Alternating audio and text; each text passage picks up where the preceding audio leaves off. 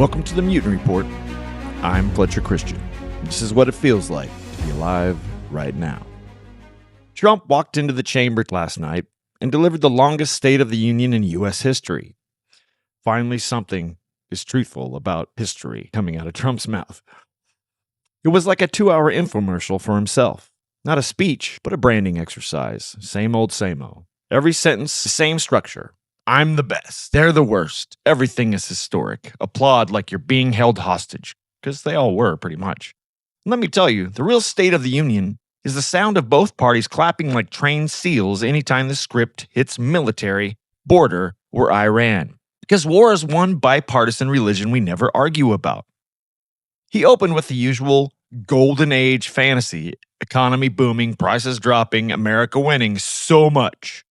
But then, when the details show up, the story starts leaking oil. He bragged about energy, drill baby drill, and outlets that actually check the numbers said parts of his production claims are technically accurate but also convenient. Production has been trending up for a while, not just because Trump walked outside and yelled at the ground. That's the whole trick. Take a long-running trend, slap your name on it like it's a hotel, and call it destiny. But if you listened to him last night, he didn't come up with the Trump names, right? Yeah, give me a fucking break. Then he starts swinging at costs. Prescription drugs, savings, the usual I fixed it parade. But fact checks say he's overselling what's actually happened so far. He even pointed people to a new website like government is a startup and the Constitution is just terms and conditions that nobody fucking reads. Now let's talk about the main addiction in that room. Immigration panic. Trump kept returning to immigrants like they're a horror movie monster. Deranged, violent, the classic they're coming for you chant. Reuters notes he repeated unproven links between undocumented immigrants and violent crime, and that's not accidental. Fear is a renewable resource. It prints votes. But here's the part that makes my teeth grind. If the speech is protect Americans, then where was the mention of the Americans getting shot by federal agents? Like Miramar Martinez in Chicago, reported as being shot 5 times during Operation Midway Blitz, with reporting that she'd been surveilled and flagged by CBP intel before it happened. That's an American bleeding on American pavement from American bullets. But she doesn't fit the story, so she doesn't exist in the speech or get a medal. And AP's recap notes that he spent big chunks doing the immigrant warning routine while affordability got relatively little time. Because groceries are boring, scapegoats are cinematic. Oh, he said, like, when's the last time he fucking went shopping? Give me a break. Then we pivot overseas. And this is where the room gets horny for violence. Trump throws out the Iran line, diplomacy, but also the vow, never nuclear, never ever. And the crowd stands up like they just heard a guitar solo.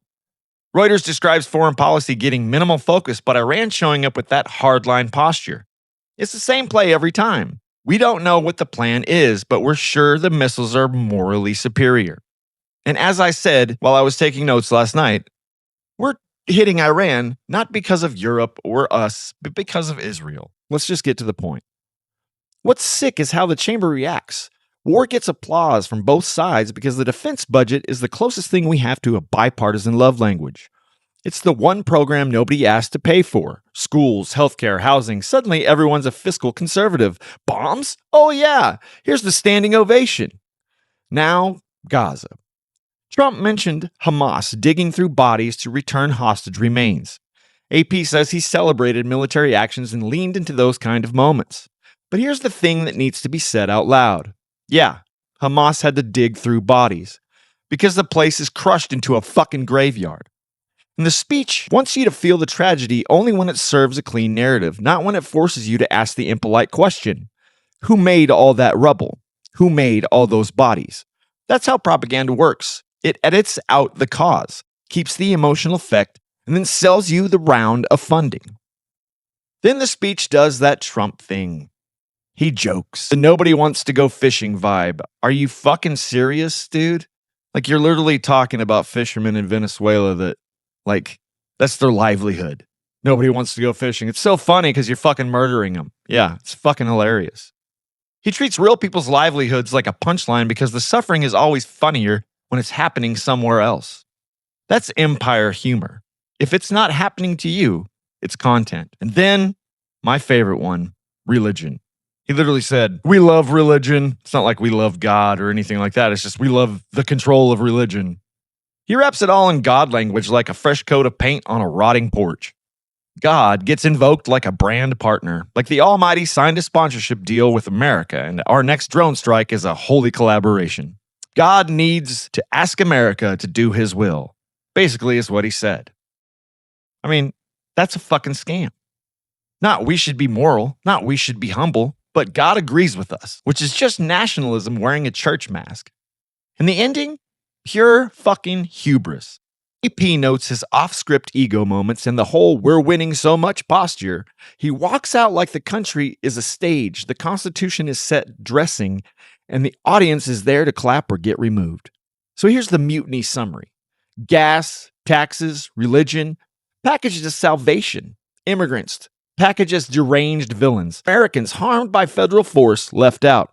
Gaza, framed to keep the narrative clean. Iran, teased like a trailer for the next season of a war. And Congress, clapping on cue when the empire's favorite toys come out. That was the State of the Union. A pep rally for power. And it was fucking disgusting. Stay loud, stay human, and for fuck's sake, stay mutinous. Mutiny out.